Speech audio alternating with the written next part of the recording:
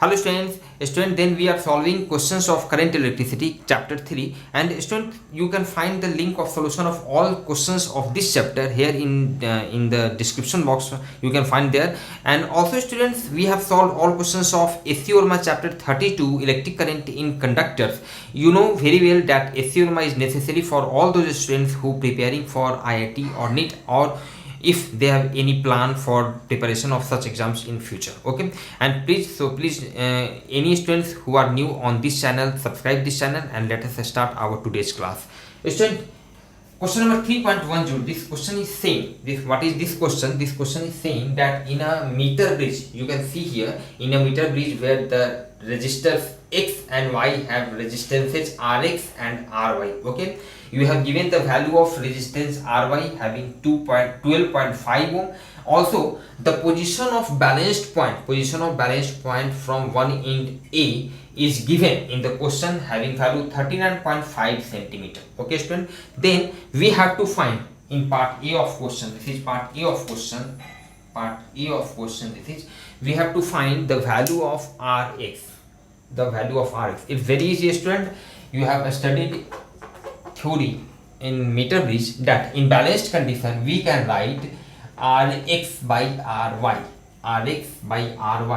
equals to L1 by 100 minus L1.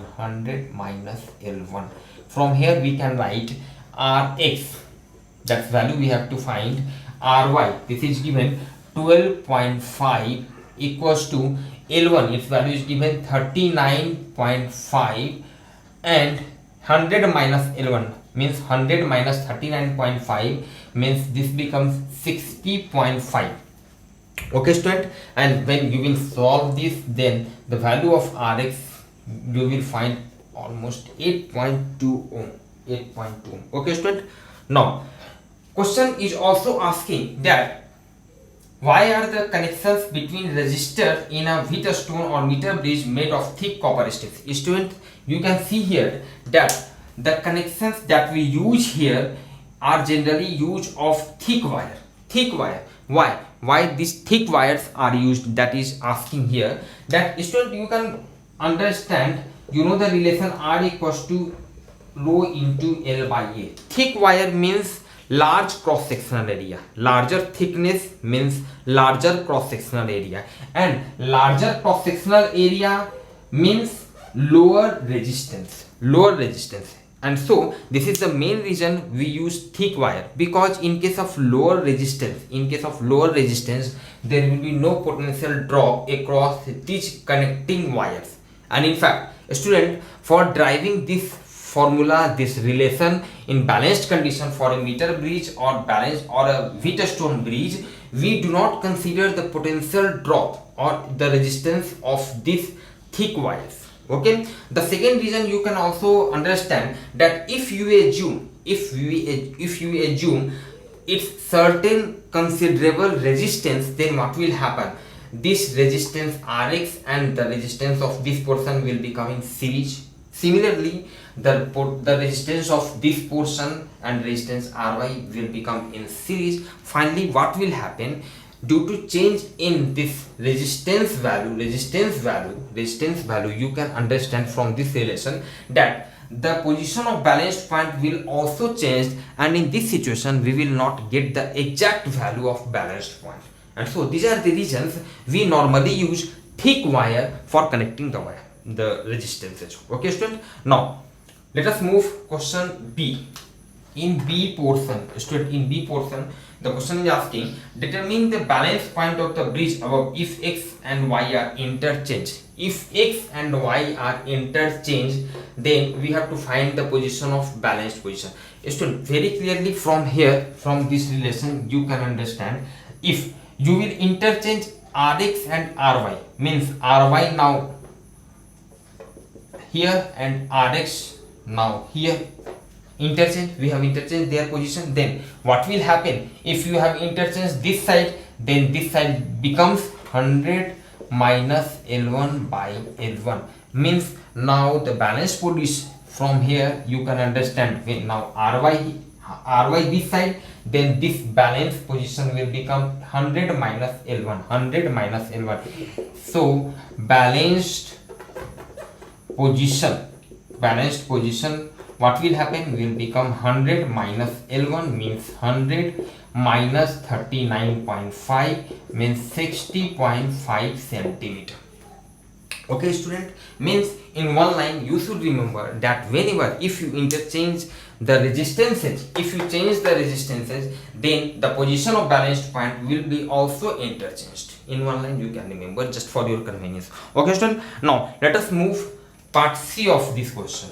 Part C, this question is asking what happens if the galvanometer and cell are interchanged and the balance at the balance point of the bridge. Would the galvanometer show any current? Okay, now in fact the question is asking here that if you interchange the position, means student, firstly let us see that this circuit, this diagram you can write in terms of resistances like this.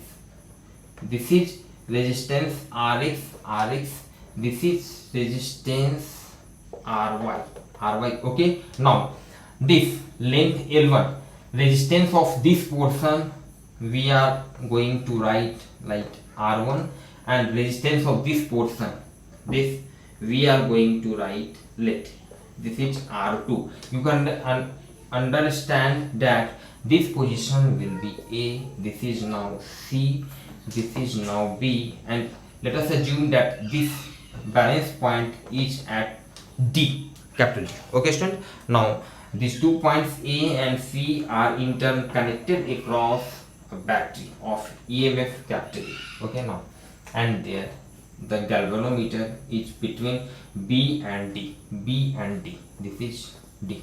Okay, now from here student, we know that in balanced condition we have the relation Rx into R2 equals to R1 into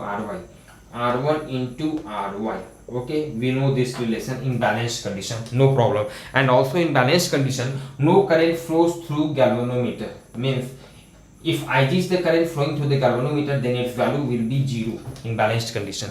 We know this relation. Okay, now the question is asking that if you interchange the position of G and E, means what will happen exactly in this circuit. Now see, now according to question, now the diagram is like this. This is Rx, this is Ry. Okay, now this is R1 and this is R2. Okay, now here in place of galvanometer, now there is a battery having EMF E, and now the galvanometer comes here like this. This is the situation. Then we have to find out the answer that there would any current will flow through this galvanometer or not. Okay student, now student, let us assume that no current flows through galvanometer. Understand, we assume, question in fact is asking whether current will flow through or not through this galvanometer. Then we assume that no current flow through galvanometer. Understand, in this situation also no current was flowing through the galvanometer, and in this case we have this relation, this condition. And if again for this circuit, if we assume that no current will flow, then certainly same condition we should have, same condition. And if we find the same condition in this circuit, in this situation, if we find the same condition, then our assumption that no current will flow through the galvanometer will be correct. Okay, now let us see what happens. Assume that current through this battery is capital I. Now if this I will divide, let us I1 through this side, I2 through this side. You can understand, if current flowing through this galvanometer is 0, no current is flowing, means this point in fact A, this point C. A and C. A and C, this is point B, this is point D. Then you can understand certainly total current will flow through this side, means I1 through this side, because no current will flow through this side. Similarly, I2 will come towards this side. I2. Okay, student, from here you can understand this A and C point, since no current is flowing, means potential of point A and C will be same, means you can write VA equals to VC. From here, student, we can write VB minus VA equals to VB minus VA. This VA equals to VC, we can write this in terms of like this, in this way, VB minus VA equals to VB minus VC. Okay, now from here VB minus VA, from Ohm's law, I1 current is flowing through resistance Rx, so VB minus VA will become I1 Rx. Similarly, VB minus VC, I2 current is flowing through Ry, so VB minus VC will be I2 Ry. From Ohm's law, V equals to Ry, I2 Ry. Okay, student, assume that this is equation 1. Similarly, again student, since VA बराबर VC, VA equals to VC, so again you can write VA minus VD equals to VC minus VD. VA equals to VC, you can write this in this way. Very simple, we have simply subtracted VD, potential of point D, both sides, VA minus VD, VC minus VD. Okay, now VA minus VD, you can write I1 current is flowing through R1, so VA minus VD is I1 R1. And similarly, VC minus VD, you can write I2 R2. Let this is equation 2. Just see, if you divide 1 by 2 by 1 divided by 2, what will happen? Just see, I1 and I1 will become cancelled, and so Rx by R1 equals to this side RHS, I2 and I2 will cancel out, and so Ry by R2. We have now this relation. Okay, in fact, this is the same relation you can see cross multiplication after Rx into R2 equals to R1 into Ry. So in this way, student, you can see that we have the same relation, same condition. So our assumption that no current will flow through galvanometer is correct, and so answer is no current will flow through the galvanometer. Okay, I hope you should have no any confusion, and so now we will meet in next class with solution of next questions. Thank you.